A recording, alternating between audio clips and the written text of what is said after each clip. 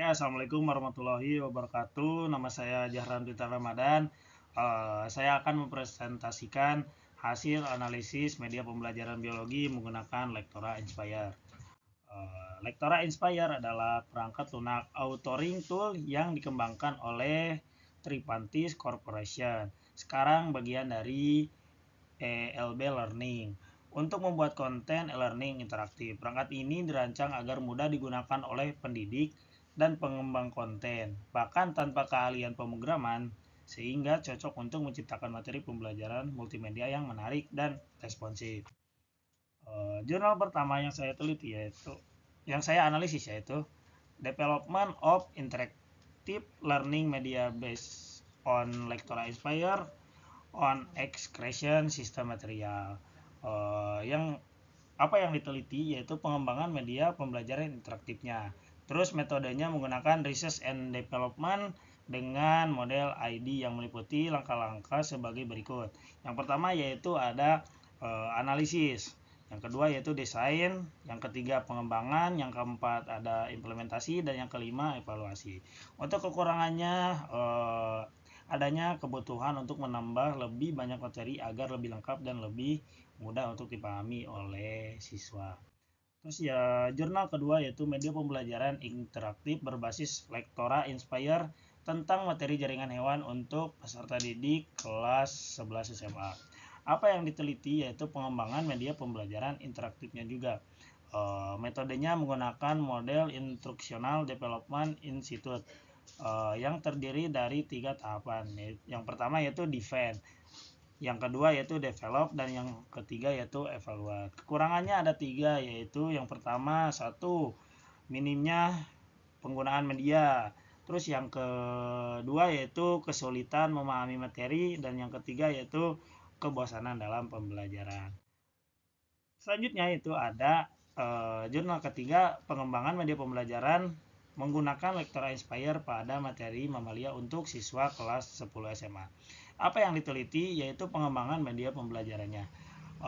Metodenya menggunakan model pengembangan yaitu define, design, develop, and disseminate, OPAD ya. Kekurangannya yaitu tidak mengukur efektivitas pembelajaran secara langsung belajar siswa. Yang kedua yaitu tidak melibatkan kelompok kontrol sebagai pembanding dengan metode pembelajaran yang lain. Terus yang ketiga yaitu sumber penelitian terbatas hanya dari satu sekolah dengan jumlah siswa yang relatif kecil. Selanjutnya yaitu ada jurnal keempat, yaitu hasil belajar biologi ditinjau dari model Exemples non-Exemples berbantuan multimedia Lectora Inspire. Apa yang diteliti yaitu mengevaluasi pengaruh model pembelajaran Exemples non-Exemples yang dibantu multimedia Lectora Inspire terhadap hasil belajar siswa kelas 11 MIA di Unifa Medan, khususnya dalam konteks pembelajaran biologi mengenai sistem reproduksi.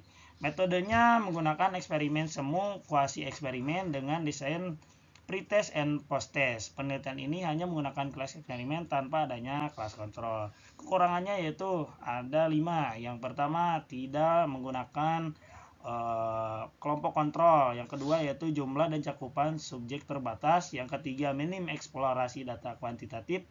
Yang keempat tidak menguji dampak jangka panjang, dan yang kelima hanya menggunakan one group pretest atau post-test yang kurang kuat dalam menguji sebab akibat. Terus selanjutnya yaitu ada jurnal kelima, yaitu kelayakan multimedia interaktif berbasis Lectora Inspire pada materi keanekaragaman hayati kelas 10 SMA. Apa yang diteliti? Jurnal ini meneliti kelayakan multimedianya terhadap pembelajaran untuk materi keanekaragaman hayati di kelas 10 SMA. Metodenya menggunakan metode deskriptif dengan bentuk penelitian kuantitatif. Kekurangannya ada 4. Yang pertama yaitu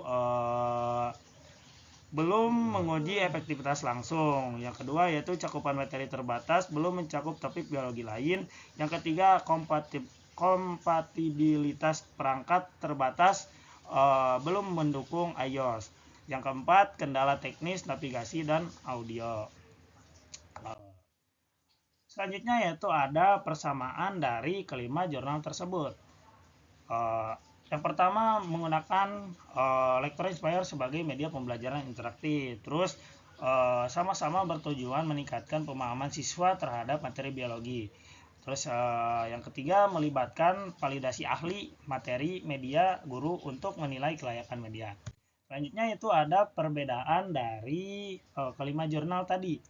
Yang pertama yaitu materi berbeda, yang ada yang mamalia, keanekaragaman hayati, sistem ekskresi, reproduksi, dan jaringan hewan. Terus model pengembangannya berbeda, ada 4D, ID, ID, dan ada yang tanpa model eksplisit. Terus jenis evaluasinya juga berbeda, ada uji efektivitas hasil belajar kuantitatif, ada yang hanya uji validitas dan praktikalitas. Mungkin cukup sekian yang bisa saya sampaikan. Mohon maaf apabila terdapat kesalahan. Wabillahi taufiq wal hidayah. Wassalamualaikum warahmatullahi wabarakatuh.